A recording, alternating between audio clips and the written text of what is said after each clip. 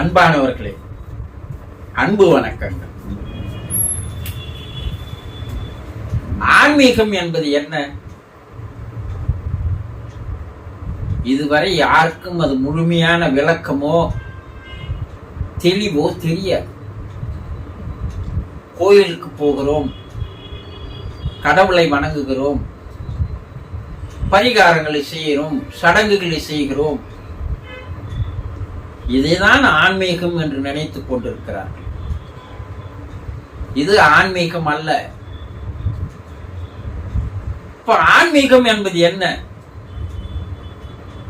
நீங்கள் இதை தெளிவாக தெரிந்து கொள்ள வேண்டும் என்றால், உங்கள் உள்ளே இருக்கின்ற ஆன்மாவை, ஆத்மாவை முதலில் நீங்கள் தெரிந்து கொள்ள வேண்டும். இந்த உலகம் முழுவதும் இயக்குகின்ற, செயல்படுத்தி வருகின்ற ஒரு மாபெரும் சக்தி இருக்கிறது. அதை தெய்வீக பேராற்றல் என்று சொல்லலாம்.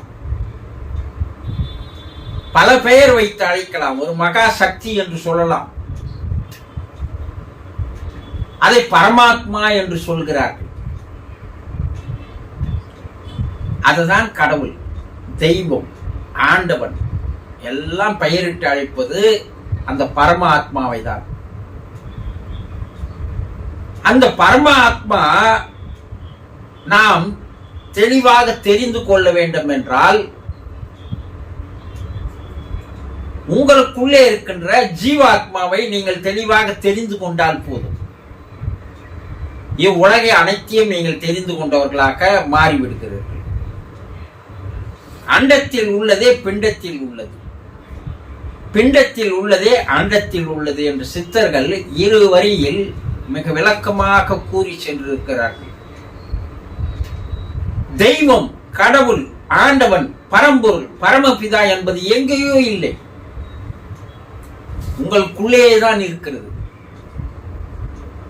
அந்த ஆத்மா ஆண்டவன் என்று அதை பெயர் வைத்து அழைக்கிறோம். அந்த ஆத்மாவை, ஆன்மாவை, ஜீவனை மிகைப்படுத்திக் கொள்வது, தெளிவாக தெரிந்து கொள்வது, அதற்கு பெயர் தான் ஆன்மீகம் என்று பெயர். பட்டை அடித்துக் கொள்வதோ, காவி போட்டுக் கொள்வதோ, கொட்டையை மாட்டிக் கொள்வதோ ஆன்மீகம் அல்ல. உங்களுக்குள் இருக்கின்ற ஆத்மாவை அறிந்து கொள்வதற்கு வழி, மார்க்கம், அதற்கு பெயர் ஆன்மீகம். அப்ப அந்த ஆத்மா, ஆன்மா எங்கே இருக்கிறது? அது எந்த வடிவில் இருக்கிறது? அது நம்மை எப்படி இயக்கி கொண்டிருக்கிறது?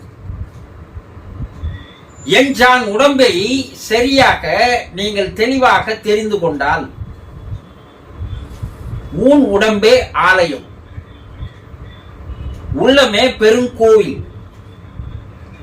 வள்ளல் பிரானுக்கு வாய் கோபுர வாசல், தெல்லம் தெளிந்தாருக்கு ஜீவனே சிவலிங்கம்.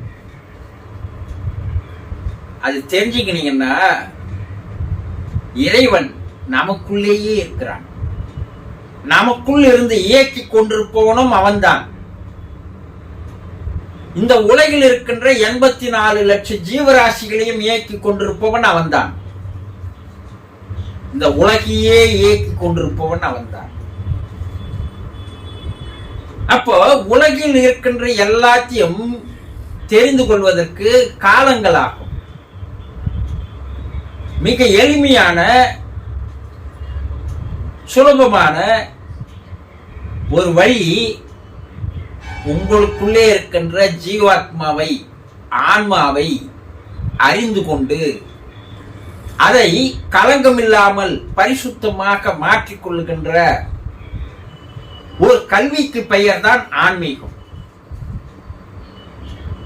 அப்போ ஆன்மீகம் என்பது நீங்கள் நினைப்பது போல இல்லை. இதை யாரும் சொல்லி கொடுப்பதற்கு இல்லை. நம்ம என்ன நினைக்கிறோம்? கோயிலுக்கு போகணும், பூஜை பண்ணணும், சாமி கும்பிடணும், இதெல்லாம் தேவைதான். சித்தர்கள் ஆரம்ப கல்வியாக அதை வைத்தார்கள். ஆன்மீகத்தை நீங்க தெரிஞ்சுக்கினீங்கன்னா முதல்ல பக்தி மார்க்கத்தில் வாருங்கள். அதற்கு அப்பால கர்ம மார்க்கம், யோக மார்க்கம், தியான மார்க்கம், ஞான மார்க்கம் என்று பல மார்க்கங்கள் படிப்படியாக வைத்தார்கள். நீங்க என்ன பண்றீங்க?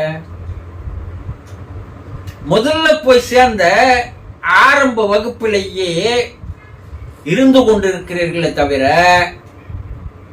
உருவங்களை வணங்கி கொண்டு சடங்குகளை செய்து கொண்டு உங்களை நீங்களே தெரிந்து கொள்ளாமல் புரிந்து கொள்ளாமல் அதிலேயே பிறவியை நீங்க என்ன பண்ணிடுறீங்க? முடித்துக் கொள்கிறீர்கள். அதற்கு மேலே மேலே மேலே உயர்கல்வி இருக்கிறது, அதற்கு மேலே உச்ச கல்வி இருக்கிறது. இதையெல்லாம் தெரிந்து கொள்ளவில்லை. சித்தர்கள் எளிமையாக என்ன கூறுறாங்கன்னா, மெய் உணர்வு கல்வி, மெஞ்ஞான கல்வி, இதை நீங்கள் தெரிந்து கொண்டால் அது ஞான கல்வியாக மாறிவிடும். அதற்கு நீங்கள் செய்ய வேண்டியது, உங்களுக்குள்ளே இருக்கின்ற ஆன்மாவானது கலங்கப்படுத்தி கொண்டிருக்கிறீர்கள். அந்த கலங்கப்படுத்துவதை நிறுத்திவிட்டு கலங்கமாக இருக்கின்ற அந்த ஆன்மாவை பரிசுத்தமாக மாற்றிக்கொள்ளுங்கள். அந்த ஆன்மாவினுடைய ஒளி பிரகாசமாக மாறட்டும். அந்த ஆன்மாவை மேம்படுத்திக் கொள்ளுங்கள். அப்படி நீங்கள் மேம்படுத்திக் கொள்வதற்கு பெயர் தான் ஆன்மீகமே தவிர வேறு அல்ல. ஆனால் இதையெல்லாம் யாரிடமாவது கேட்டாவது தெரிந்து கொள்ள வேண்டும், படித்தாவது தெரிந்து கொள்ள வேண்டும். ஆனா நீங்க என்ன பண்றீங்க? எதையும் ஆரம்ப பள்ளியிலேயே இருப்பதே பெரிது என்று நினைத்துக் கொள்கிறீர்கள். ஆன்மாவை நீங்கள் அறியாதவரை, உணராதவரை, தெரியாதவரை, தெளிவு பெறாதவரை உங்களால் ஆன்மீகத்தில் உயரவே முடியாது. உங்கள் வாழ்க்கையும் உயராது. தெரிந்து கொண்டீர்களா? சந்தோஷம்.